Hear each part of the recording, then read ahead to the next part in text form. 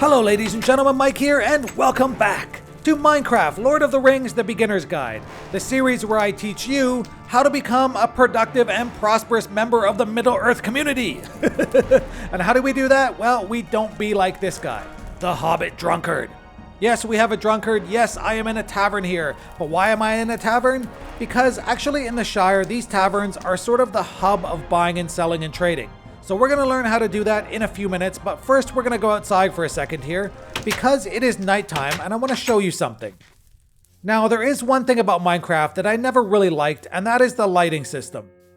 When you have a torch or something like that, if you're wandering around, if you're carrying a torch, it does not give off light. The only way to get light is to basically plant torches and they will give off light. Now, I understand that in vanilla Minecraft, that's sort of part of the gameplay and that's important, but in Lord of the Rings, it's not really like that. So you don't really want to be wandering around putting torches everywhere. It's not realistic and it's not very atmospheric. So how are we going to fix that? Well, there are two ways. The first way and the easiest way right now I'm going to show you is using Optifine if you have it installed. So we are going to press escape here. We're going to go into options. We're going to go into video settings and we are going to go into quality. Now, if you look at the bottom right here, you will see dynamic lights. Now you can set that to either fast or fancy depending on your system, how fast it is. If you notice a performance degradation, then you can turn it back to fast, but I would start off in fancy and just see how it looks. We're going to press done. We're going to go back here into the game and you'll notice now, check that out. When I am carrying a torch, it lights my path, it lights my way. The only thing is, it's not very bright. Compared to a normal torch, this is actually quite a bit dimmer. It does look good though, and it's very atmospheric. It adds a lot to the game itself. Now, what I would actually recommend, whether you use Optifine or not, is not actually using Optifine for this task. We're going to use another mod and it's called Dynamic Lights and we're going to install that. I'm going to trust that you guys know how to install mods by now and I'm going to come back in a minute with it installed and we're going to test it out and compare the two. All right, I'll be right back. And we're back. All right, so I have installed the Dynamic Lighting mod and we are going to very quickly turn it on and check it out and see some of the differences between it and the Optifine version. So let's turn it on and wander around for a little bit. Now you'll notice something right off the bat. It's quite a bit brighter than the Optifine light.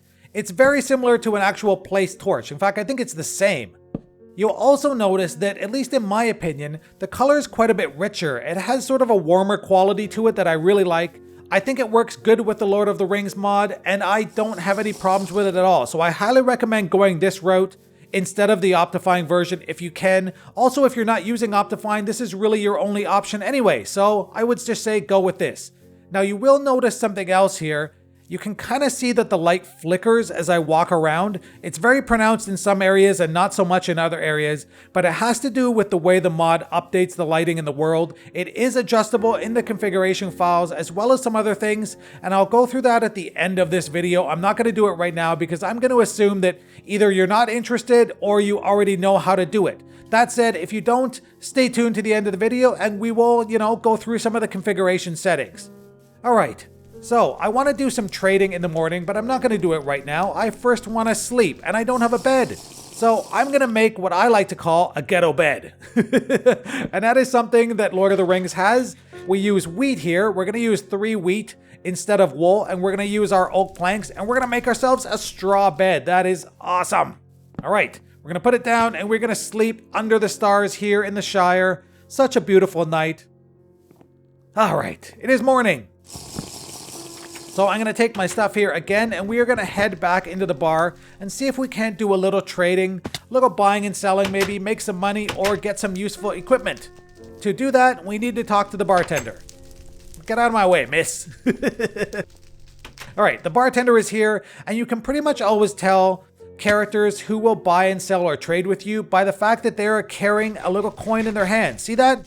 All right, so we're going to right click on her. We're going to choose trade. And if you look in the top here, you will notice that these are all the things that you can buy from her.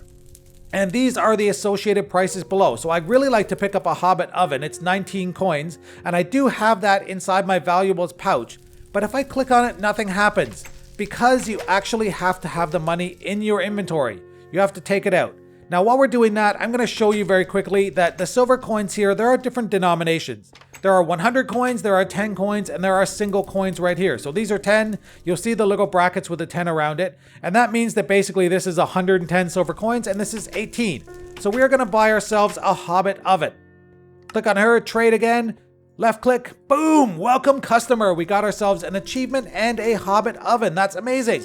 Now, the second thing you want to do is look down in the sell section here. And if you look over the, sort of mouse over the question mark, you'll notice that there are some things that pop up, and these are the things you can sell to her that the bar buys. And those are mugs, beef, mutton, and coal. All those things you can sell to her, and you can make some money in doing that. So we are exactly going to do that right now. I noticed that she sells, or that she buys beef and mutton, so we're going to head outside here, and we're going to see if we can perhaps get ourselves some meat. Killing spree! Now, some of the Hobbit taverns, all of the Hobbit taverns actually sell and buy different things. So it really helps to travel around the Shire and see what you can buy and sell. They're all over the place. There's all kinds of stuff they buy and sell. So it really does make sense to go around, and you'll sort of pick up as you're buying and selling that there are little trade routes and, places where you can buy and sell certain things that are maybe rarer. And yep, I noticed that the bar we were just at does not buy rabbit, but some of them definitely do. So I'm going to kill a bunch of rabbits at the same time. That, and I generally just hate rabbits. Anyway, a little fast forwarding's in order, I think, as I do a little sheep killing.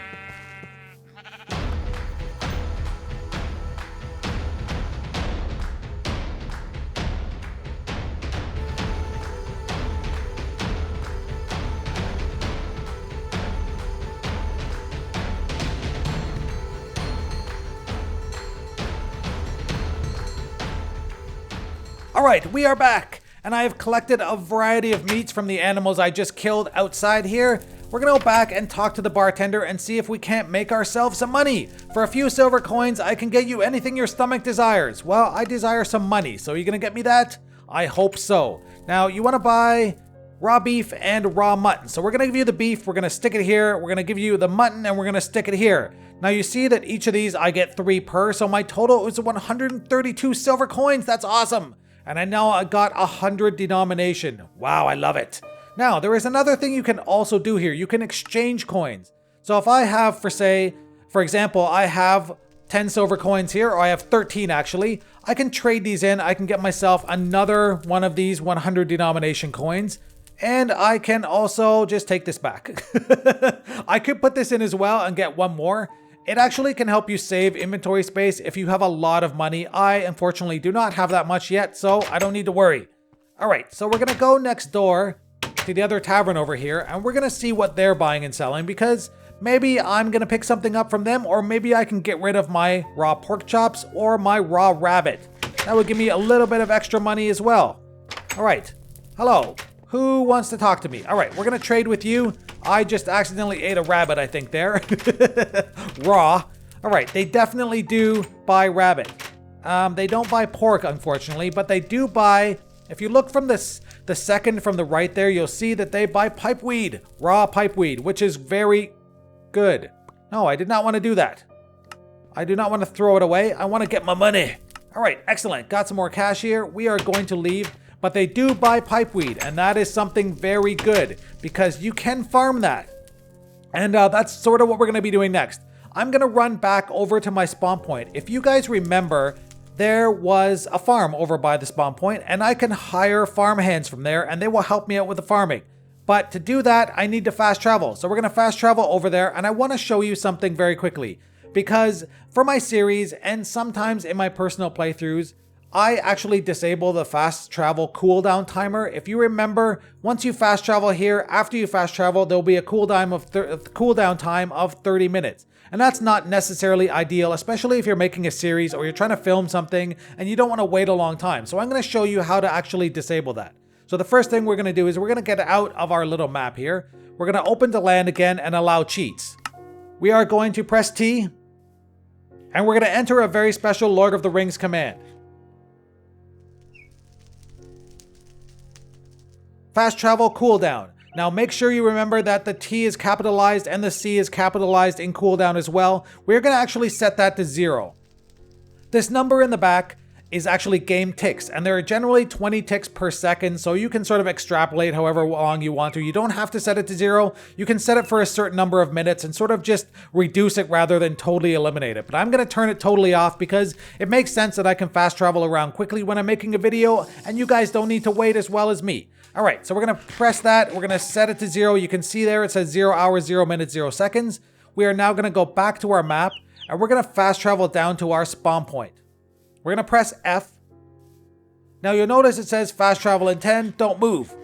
And it will start counting down from 5 once you get close. Now if I move, it will cancel the fast travel. So you can't be running around while you're doing your fast travel. You have to be standing in one place. It's basically that way to protect the system from abuse. That you can't just sort of take off when you're in the middle of a battle and people are hitting you or something like that. You can't just run away by fast traveling. You have to be in a safe location. But it can be annoying when there are a bunch of people around you who are pushing and shoving. Trust me, I know.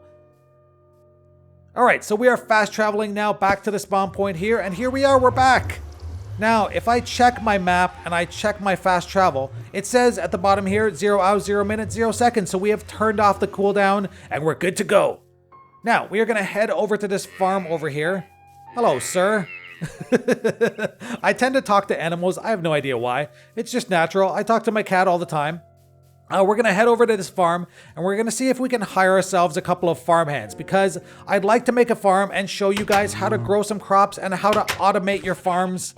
Wow, we got some pipeweed here. The growing pipeweed. I'm going to borrow a little bit of pipeweed here just because, you know, for educational purposes, right? And here is the farmer. As you can see, he is holding a coin. We're going to right click on him. We're not going to choose trade. Well, we can choose trade, and you can actually see what the farmer will sell to you. You can buy turnips. Oh, I guess I could have bought pipeweed seeds from him instead of sealing them. And you know what? Maybe I will, just to sort of make him feel better. How's that? All right, we bought ourselves some more pipeweed seeds here, but I am also going to close that, and I'm going to choose hire. Now you can see if I have 50 alignment, and I do because I finished a couple more quests, and if I have 40 pieces of silver, I can hire myself a hobbit farmhand. And I'm going to hire 2 actually, and I'm going to get myself an achievement, hired hands. So we got 2 little farmhands here, and they will follow me around wherever I go. And I will show you how to use them in a few minutes. I'm actually going to set up a farm out here. I'm going to travel back to the tavern because it's sort of convenient to be able to build a farm there and sell at the same time. I'm going to travel back there. I'm going to set up a little farm, come back when I'm ready. I'm going to show you guys what to do next. All right, be right back. Okay, so we are back here by the taverns, and I've started to work on a little farm, and we are going to finish it off together because I'd like to show you some of the techniques that you can use to make your farming more efficient and make your farm hands work more efficiently. So the first thing you'll notice here, I'm going to close this gate actually, is that I've dug a trench around it 2 blocks deep. And I'm going to fill this trench with sand. Now I'm going to do that for a very specific reason. This tells the farmers not to dig in these areas. So anywhere that you will have a layer of sand underneath, hold on a sec, we got to take care of some rabbit business here. Thank you. Anywhere there is sand, 1 layer beneath the dirt, the farmers will not dig up those areas. So it's very good, very efficient way to tell the farmers, don't dig these areas. We can leave it some walkways. And the farm looks a lot better that way. So that's what we're going to do. We're going to finish filling this in with sand. And we're out of sand. Where's the rest of my sand? All right, still have some more. Good, good, good. I did plan this, I promise. All right, so there we go. We have a layer of sand. We are now going to fill that in with dirt all the way up.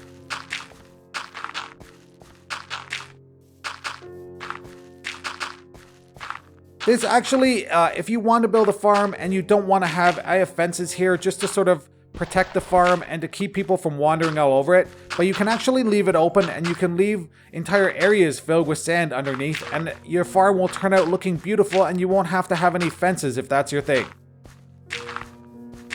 All right, so we're done here. Great. Now we're going to let the farmhands in. Come on in, guys. Come on in. Both of you, come on in, please. One of the problems here. Come on. Are you stuck or something? What's wrong with you? Let's go. Come on. All right, come on in the farm. Please be good little people here. Good little hobbits. And come on in. Are we in? Everyone's in. All right, I'm closing this gate before anything else comes in. One other thing you should know is that rabbits love to eat your crops, so you will very quickly come to hate them. And I believe now that the farmers will try and chase the rabbits away or kill them. I'm not really sure, I can't remember, but either way, you're definitely going to want to watch out for rabbits. So we need some seeds here, and we are going to right click on them. We're going to choose command here. Now we're going to turn farming mode on in a minute, but we're going to open inventory first. Now this is the place where you want to put the seeds. And these are the 2 inventory slots that will fill up as they harvest crops. So I'm just going to basically half the seeds out here. You can also put bone meal here as well. And that's actually useful if you want them to grow very quickly. But I don't have any bone meal, so I'm going to leave it as is. I'm going to set this for 10. I'm going to let them go to work. Well, let her go to work. This one also, I'm going to set it for 10.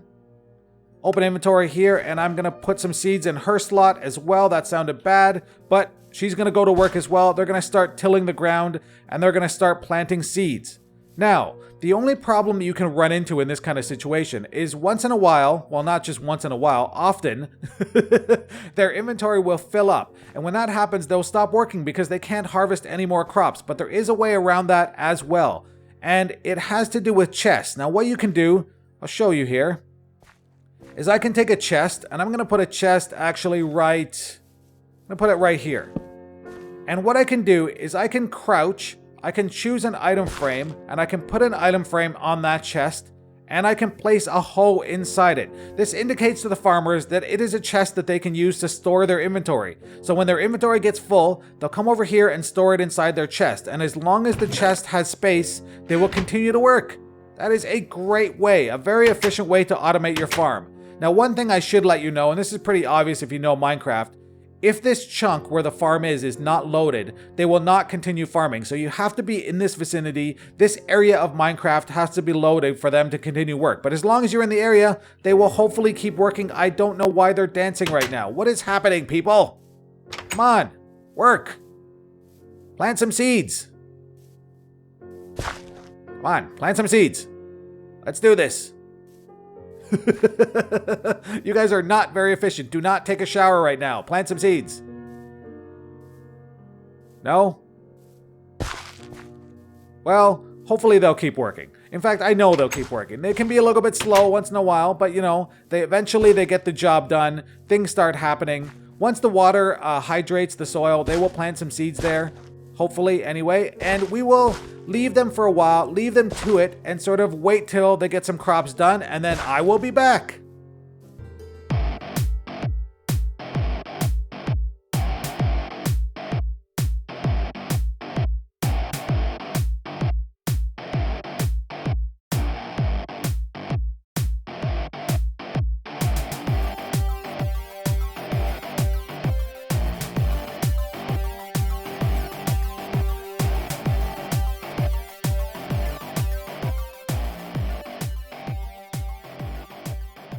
Alright, so the farmers have been working hard, or shall I say hardly working, but at least we should have some pipeweed ready to go, right guys? I've kind of seen you just sort of wandering around, jumping up and down, going outside the farm. Yeah, it's not always that great, and I hope you guys can actually learn from some of the shortcomings of my design. One, having fences around the farm is not always a good idea because the hobbits tend to get stuck outside and they can't get back in. Also, having the chest here is not a great idea because they can jump out and again, they get stuck out here and they don't know what to do, and see? That's not a good thing. Don't go outside. They get stuck outside and they can't get back in. That's actually why I left the gate open here, because I was having that problem. But again, you guys can learn from my design. The reason I actually added fences around my farms initially was because the rabbits tend to come and eat your crops. But actually now in this beta and in future betas, the farmers will kill rabbits on site. So that actually means that you don't have to have a fence if you don't want to. Again, other people tend to come in and wander around as well, but you know, it's not necessary. All right, so let's see what they have.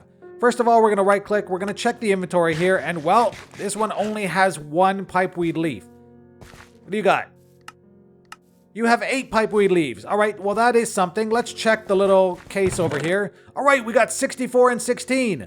All right, so we do have some pipeweed to sell, very nice. So they will keep working. And as long as they have seeds in their inventory, they will keep working and planting them and harvesting. So we'll just leave them to it. You guys, go. We are going to sell some of our pipeweed leaves. Now there's something actually on the way. You know what? I'll do it now. I wanted to show you something. I talked about Optifine in the past and about some of the grass textures and how they affect the look of the game. Now I want you to look at the side here. Like, look right here, you will see grass on top and you will see dirt on the sides. And it doesn't actually look that great. That's sort of the vanilla Minecraft look, and I actually don't like it that much because, well, again, it's not that realistic. But there's something we can very quickly change if you have Optifine installed. So let me show you. We're gonna go back to options here. We're gonna go to video settings. We're gonna go to quality, and we are gonna set better grass. Now we're gonna set it to fast. Actually, we're gonna set it to fancy. If you find there's a lot of performance problems, you can set it back to fast. But check out the difference. Now the grass covers everything, so it actually looks a lot better. You'll see in places like, let me eat here. You'll see in places like caves over there where you can still see the dirt texture, but for normal hills and things like that, it really, really looks good. Check that out. It looks so much better. It looks like a field, like some sort of mountains and hills, and it looks beautiful. Much better, so I highly recommend you turn that on if you can. All right, so this tavern did not buy pipeweed, but I believe this one did. So let's go and make a bit of cash. Where's the door? Whew, it's hard work farming. Even if you're the boss. Hello, miss. Are you a miss? Or are you a sir? You're a sir. Alright, we're gonna trade our pipeweed here. See what you got. Well, it's not that much. They only pay you 1 silver coin per leaf, but that still gives me, alright, street credit. We got some street cred. Nice. Now, the good thing is, if you have a large farm, this really can make you money quite quickly. You can sell stacks and stacks of this stuff. The only thing is, you know, eventually the bartender will stop buying if you sell him too much, and you'll need to wait for a certain period of time. I think it may be 10 or 20 minutes of real time for the bar to reset, and basically you can sell again. You can also, and what I tend to do, is go around the Shire and find a bunch of different places that sell pipeweed or that buy it. And, you know, you just sort of make a trip around and sell all your stuff and stick around there for a bit and let it reset. It is a good way to make money. Again, there are lots of better ways to make money, but I'm showing you a few examples. Now these, see, just took out a rabbit there. The rabbit's now leaving. Well, didn't technically take it out, but look, again, my farmer is stuck outside. So you do have to sort of pay attention. Their AI is not always great, and sometimes they tend to just sort of stick around and do nothing. But it does work. The system does work, and it's very cool. Alright, it's not, actually the hobbits are not the only factions that have farm hands. There are Dorwinians that have vineyard hands. You can plant a vineyard, you can make wine, you can grow grapes. There are several different ways to do that, and different people in different areas can do different tasks. So it's something very important. Alright, well, I think that's it for today, at least for now. I hope you guys enjoyed this little money-making episode, and we're gonna come back in a minute with a few more details about configuring dynamic lighting. See you in a sec! Many mods, like Lord of the Rings for example, allow you to load Minecraft, to go into the mod menu, and to edit their configuration files directly. And we've seen that in previous episodes of the Beginner's Guide. I've done it and I've showed you how to do it.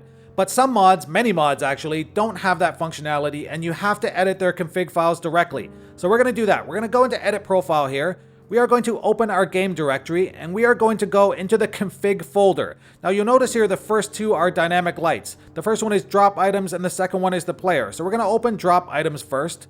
And I want to show you something. Check this out. First of all, you'll see item IDs that shine light when dropped in the world. So these are all the items that will shine light when you drop them. As you saw the torch, I dropped it and it still shone. So anything here in this list, if you drop it, it will shine. Item IDs that do not shine light when dropped in water. That's pretty self-explanatory. So if you drop a torch in the water, it will stop shining. It will basically go out. Now, the third one is the update interval time. This basically means how fast the light is updated within the world. And the lower you have this setting, the faster it's updated, and therefore the lower your performance will be. And it can have a very significant impact on performance depending on your system. If you find the light too flickery and you want to reduce this, try setting it down to maybe 500 or 400 and see if that makes it better and see how your performance is impacted. You can actually set it higher if you want. If you find your performance is very low, you can set it up to 1500 or 2000 and see if that makes things better. It's something to try anyway. All right, the second one, the player here, These are the items that glow when they're either worn or carried in your hand. So things like armor or helmets or torches, they're carried in your hand. Even swords, you can have them glow if you want to, and that's very cool, right? Again, I tend to remove a lot of stuff just because I want to increase the performance. Golden helmets, golden horse armor, not important, right? Redstone torches in Lord of the Rings doesn't make any sense. So these things are not necessarily they don't necessarily need to be used within Lord of the Rings. So you can change these around. You could add, a glowing elven sword if you want to and make that glow while you're carrying it. Lots of cool things can be done. And again, the same thing. These are items that turn off when you drop them in water. So if you drop a torch or a lava bucket in water, it will go out. That's really it. So you edit this, save it, and you are good to go. I hope you guys enjoyed this little video, and if you did, please leave a like and subscribe to my channel for more. Take care, guys, and have yourselves a great day.